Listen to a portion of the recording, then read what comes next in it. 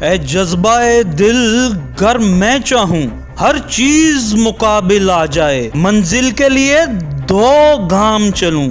اور سامنے منزل آ جائے۔ اور واسا لاہور کا جذبہ اتنا جادوئی اثر ہے کہ ابھی تو صرف ڈیپٹی ڈائریکٹر پروکیورمنٹ نے اپنے جذبے سے صرف سوچا ہی تھا کہ ایڈمن بلڈنگ شاہ جمال کو بیرونی طرف سے رنگ و روغن کرا دیا جائے، اور ساتھ ہی ڈائریکٹر ریونیو میاں منیر کے کمرے کی تزئین و آرائش بھی کرنی ہے کہ یہ سب کچھ واسا لاہور کے جذبہ صادق کی کارستانی سے پلک جھپکتے ہی خود بخود ہو گیا ہے۔ بھلے ان دونوں کاموں کا ٹھیکہ یعنی ٹینڈر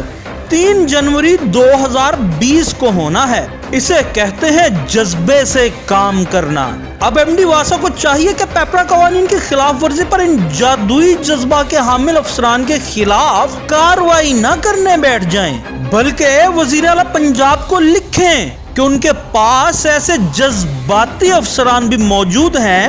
کہ جن کے جذبہ سے ہی کام خود بخود